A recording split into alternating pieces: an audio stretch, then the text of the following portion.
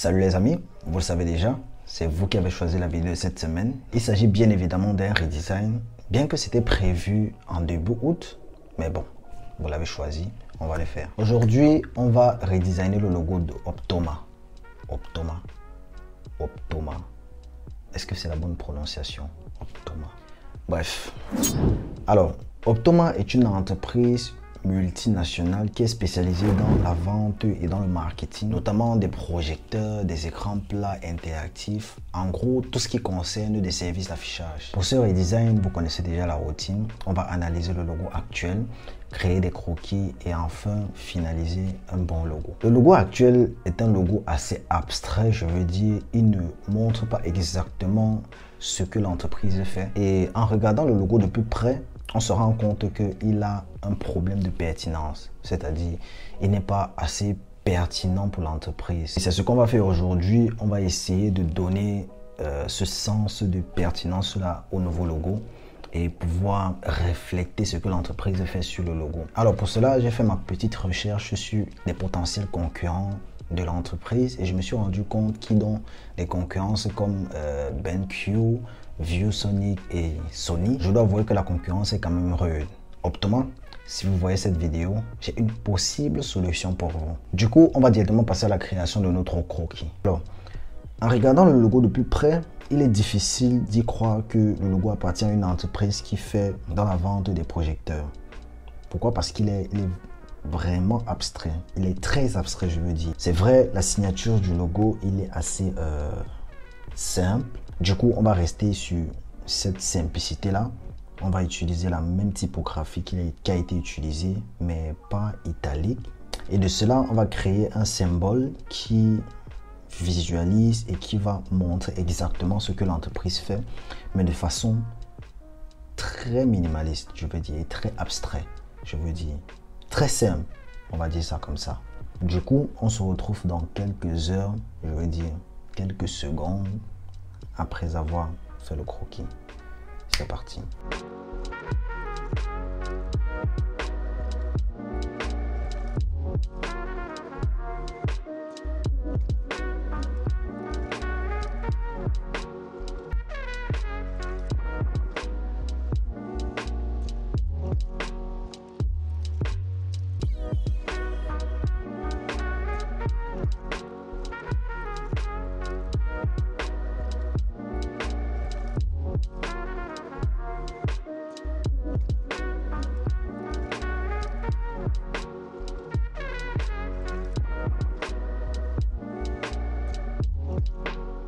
A few moments later. Alors, on a fini les croquis. Bon, c'est vrai, j'ai pas fait beaucoup de croquis parce que si je le faisais beaucoup, notre vidéo allait faire 2 heures, 3 heures, voire 5 heures. Alors, de tous ces croquis-là, pour être honnête, je vais dire, on va se baser beaucoup plus sur ça. Pourquoi? Alors, il est assez pertinent. Il est très simple. Pertinent, pourquoi? J'ai pris comme exemple un projecteur là qui projette quelque chose, peut-être un film, une vidéo ou une image sur une surface. Qu'est-ce que vous en dites? On va choisir ça et on va lancer la vectorisation. Alors du coup, ce qu'on va faire, on a déjà notre logo en tête, donc du coup on va juste le créer. Alors, vous me connaissez bien, vous savez que j'aime beaucoup utiliser des formes assez basiques. Donc, du coup, ce qu'on va faire, c'est quoi? On va créer un cercle là, comme ça. Bon, on va le faire un peu grand, n'est-ce pas? Et puis, on veut un demi-cercle. Donc, du coup, on va supprimer ce point d'ancrage là, comme ça. Et puis, on a besoin d'un rectangle. On va aller chercher notre rectangle là, à partir de là. On va le mettre comme ça et puis on va le mettre au milieu. On veut qu'il ait la même épaisseur que notre demi-cercle et puis on va créer un rectangle. Voilà, notre croquis là comme ça. Alors, vous voyez, notre logo semble assez géométrique visuellement, mais il nous ment. Pourquoi il nous ment? Parce que notre semi-cercle n'est pas assez proportionnel à notre triangle. Pourquoi? Parce qu'il existe un rectangle à côté, vous voyez. Donc du coup, ce qu'on va faire, on va utiliser des grilles. Alors une méthode que je n'ai jamais montrée dans mes vidéos YouTube, mais je vais le montrer. Donc, ce qu'on va faire, c'est quoi? On va réduire notre logo, là, comme ça. Et puis, on va les grouper. On va le mettre au milieu. On va supprimer nos grilles, nos carrés. Et puis, on va construire nos propres grilles. Alors, qu'est-ce qu'on va faire? On va créer un nouveau calque. Et puis, on va créer un rectangle. Alors, pour avoir un arrière-plan noir, on va changer notre logo en blanc. Du coup, alors on va réduire l'opacité et puis on va utiliser notre outil plume pour créer des grilles comme cela. Alors comme vous pouvez déjà le constater, il n'est pas assez proportionnel, il n'est pas assez grand, je vais dire ça comme ça. Donc du coup, on va le mettre, on va dire 0,15 comme ça. Du coup, on va l'agrandir comme ça. Voilà. On va réduire son opacité. On va créer des grilles verticales comme ça. Alors tout cela, c'est juste pour avoir quelque chose de, je vais dire, des traits géométriques et de traits proportionnels. Et on va réduire là comme ça.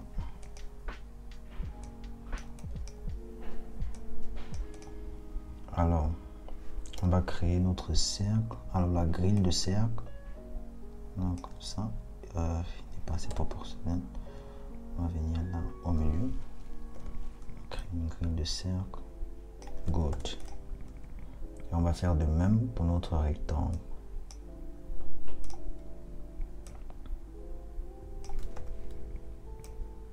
Comme ça. On va venir là. On va le mettre au milieu. Puis voilà. Alors, pour voir s'il est beaucoup plus proportionnel, on va créer un carré là, comme ça, autour de notre cercle. Et on va faire de même pour notre triangle. Alors, on se rend compte qu'il y a un petit espace qui manque. Ce qu'on va faire, on va juste venir là. On va utiliser notre outil de sélection. On va les reculer jusqu'à ce qu'il soit à cette limite là. Et puis, on va faire de même pour notre grille. Comme cela. On va effacer, bon pas effacer mais on va le, voilà. Alors, on peut déjà dire qu'on a un symbole assez proportionnel. Pour être sûr, on va créer des carrés.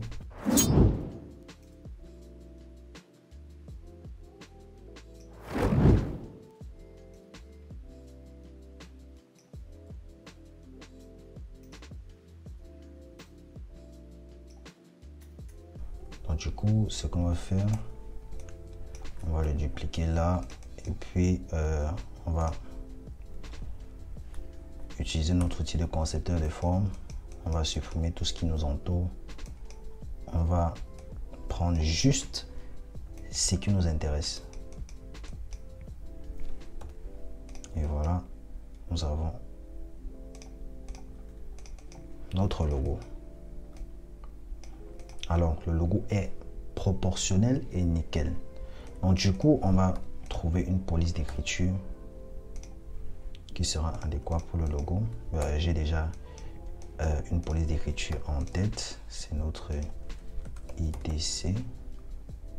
Alors, il est très moderne. Autrement, ouais.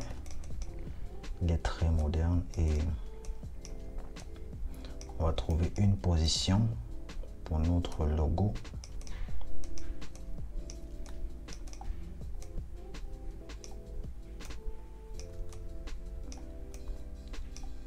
On va trouver une position adéquate pour notre logo.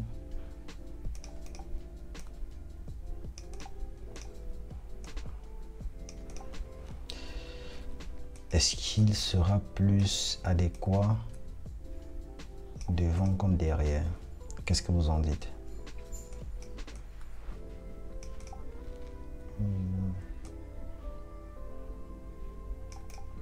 Qu'est-ce que vous en dites? Alors si je le réduis comme ça, bon, il ne doit pas.